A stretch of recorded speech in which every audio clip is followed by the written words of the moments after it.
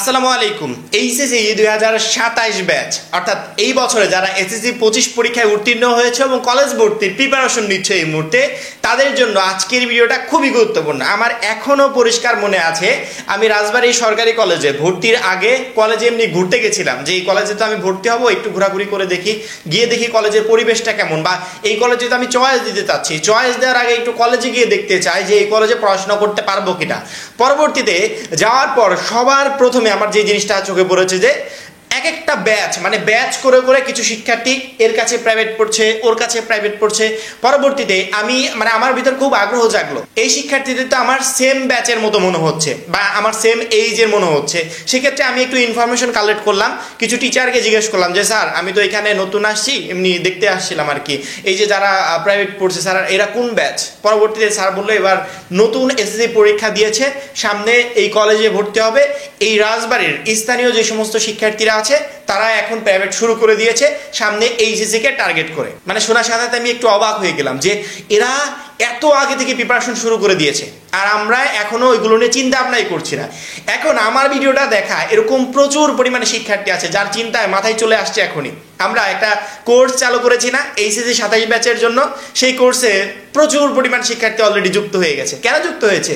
ওরা জানে যে আমি এইচএসসি লেভেলের সিলেবাসটা, মানে এতদিন সিস্টেমটা সহজ ছিল তারপরেও প্রচুর পরিমাণ শিক্ষার্থী ফেল।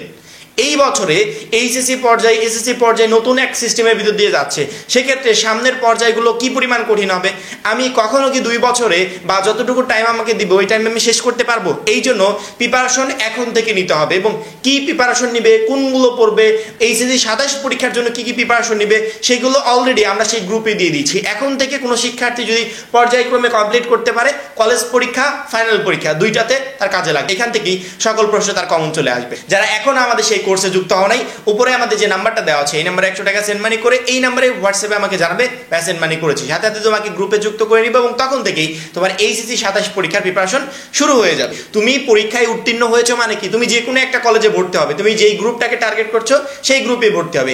এখনই সেই গ্রুপের 2-4টা পুরাতন বই কিনে পড়াশোনাটা স্টার্ট করে দাও, যাতে পরবর্তীতে কলেজ জার্নিটা তোমার জন্য একেবারে ইজি হয়ে যায়। সর্বপ্রথম আমরা বিজ্ঞান গ্রুপের শিক্ষার্থীদের জন্য আসলে কি কি বই আছে সেইগুলো আমরা দেখে নিব, যাতে বিজ্ঞান গ্রুপের শিক্ষার্থীরা এই বইগুলোর যে কোনো 2-3টা বই কালেক্ট করে পড়াশোনাটা স্টার্ট করে দিতে পারে।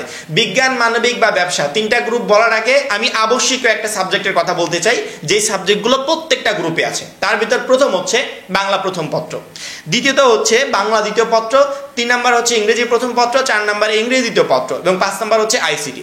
আইসিটি বলতে এই আইসিটি কিন্তু আমাদের স্কুল পর্যায়ে আইসিটির মতো না। স্কুল পর্যায়ে আইসিটি যদি শিরোনাম হয় তাহলে এখানে হচ্ছে পুরো বিস্তারিত, অর্থাৎ আইসিটিটা এইচএসসি পর্যায়ের কঠিন সাবজেক্টের ভিতর একটা সাবজেক্ট ধরা হয়, কারণ কি আইসিটিতে প্রচুর পরিমাণে প্রবলেম হয় সাধারণত বোর্ড পরীক্ষার সময়। এবং আইসিটির ভিতর যে চ্যাপ্টারগুলো আছে এগুলো সব প্রত্যেকটা চ্যাপ্টারই ক্রিটিক্যাল চ্যাপ্টার, যেগুলো এইচএসসি পর্যায়ে আমাদের জন্য সমস্যার কারণ হয়ে দাঁড়ায়। কোনো শিক্ষার্থী যদি মিনিমাম একটা বই আইসিটি কিনেও যদি পড়াশোনাটা স্টার্ট করে তারপরও সে অনেকটা এগিয়ে যাবে। এবার আসি গ্রুপ ভিত্তিক সাবজেক্ট। বিজ্ঞান বিভাগের শিক্ষার্থীরা বাংলা প্রথম দ্বিতীয়, ইংরেজি প্রথম দ্বিতীয়, তথ্য ও যোগাযোগ প্রযুক্তি তো পড়বেই, তার পাশাপাশি তার থাকবে জীববিজ্ঞান প্রথম পত্র, জীববিজ্ঞান দ্বিতীয় পত্র, রসায়ন প্রথম পত্র, রসায়ন দ্বিতীয় পত্র, পদার্থবিজ্ঞান প্রথম পত্র, পদার্থবিজ্ঞান দ্বিতীয় পত্র, সেই সাথে উচ্চতর গণিত প্রথম পত্র, উচ্চতর গণিত দ্বিতীয় পত্র। এই টোটাল 4টা সাবজেক্টের আমরা এসএসসি পর্যায়ে শুধুমাত্র একটা বই পড়ে আসছি। এইচএসসি পর্যায়ে এই একই বই 2টা করে পার্ট, প্রথম পত্র দ্বিতীয় পত্র। অর্থাৎ তুমি পদার্থবিজ্ঞান পড়ে আসছো, এইচএসসি পর্যায়ে তোমার পদার্থবিজ্ঞান প্রথম পত্র থাকবে, দ্বিতীয় পত্র থাকবে, এভাবে গ্রুপ ভিত্তিক প্রত্যেকটা সাবজেক্টের 2টা করে পত্র থাকবে। এই হচ্ছে বিজ্ঞান বিভাগের সকল সাবজেক্ট। এবার যদি আমরা মানবিকের কথা বলি, মানবিকে তো অবশ্যই আবশ্যিক সাবজেক্ট বাংলা প্রথম দ্বিতীয়, ইংরেজি প্রথম দ্বিতীয় এবং আইসিটি তো থাকবে। তার পাশাপাশি পৌরনীতি প্রথম এবং দ্বিতীয় পত্র পড়তে হবে, অর্থনীতি প্রথম এবং দ্বিতীয় পত্র পড়তে হবে, মনোবিজ্ঞান প্রথম এবং দ্বিতীয় পত্র পড়তে হবে, যুক্তিবিদ্যা প্রথম এবং দ্বিতীয় পত্র পড়তে হবে, সমাজ কল্যাণ প্রথম পত্র এবং দ্বিতীয় পত্র পড়তে হবে, কৃষি শিক্ষা প্রথম পত্র দ্বিতীয় পত্র পড়তে হবে, ভূগোল প্রথম পত্র দ্বিতীয় পত্র পড়তে হবে। অর্থাৎ আমরা এসএসসি পর্যায়ে শুধুমাত্র একটা বই পড়ে আসছি, কিন্তু এইচএসসি পর্যায়ে এই সাবজেক্টগুলোই আমাকে 2টা করে পত্র পড়তে হবে। এই হচ্ছে মানবিকের সকল সাবজেক্ট। এবার যদি আমরা ব্যবসা বিভাগের সকল সাবজেক্টগুলো আমরা দেখি, অন্যান্য গ্রুপের মতো ব্যবসা বিভাগেও আমাদের আবশ্যিক কিছু সাবজেক্ট আছে, যেগুলো বাংলা প্রথম দ্বিতীয়, ইংরেজি প্রথম দ্বিতীয় এবং আইসিটি।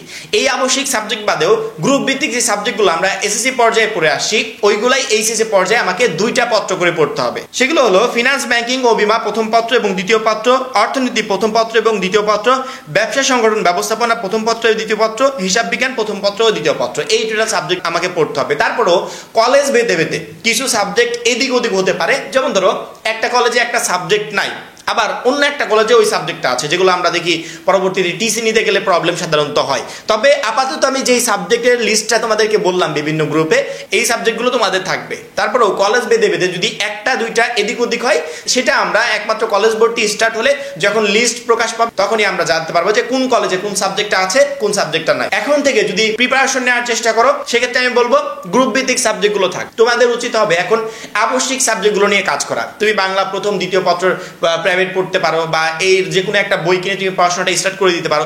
সব থেকে বেটার হবে যদি আইসিটি বইটা কিনে শুরু করে দিতে পারো, কারণ কি এই আইসিটি এইচএসসি পর্যায়ে ঝামেলার কারণ হয়ে দাঁড়ায়। আইসিটিটা যদি এখন থেকে কমপ্লিট করে রাখো, এই আইসিটি তোমাকে পরবর্তীতে এগিয়ে রাখবে। আশা করি আজকের ভিডিওতে কোন গ্রুপে আসলে কি কি সাবজেক্ট আমাদের কলেজে পড়তে হবে বা কি কি সাবজেক্ট আছে সেটা আমরা জানতে পারলাম। এখন এই পর্যন্তই। পরবর্তী ভিডিওর জন্য অবশ্যই চ্যানেলটা সাবস্ক্রাইব করে রাখবে। যারা এখনো আমাদের টার্গেট এইচএসসি 27 কোর্সে ভর্তি হয়, খুবই দ্রুত ভর্তি হয়ে যাবে, কারণ কি একটা মাত্র কোর্সই আজকের পর থেকে এইচএসসি 27 পরীক্ষা পর্যন্ত তোমার পুরো জার্নিটা একবারে সহজ করে দিবে। সবাই ভালো থাকবে, সুস্থ থাকবে, আল্লাহ হাফেজ।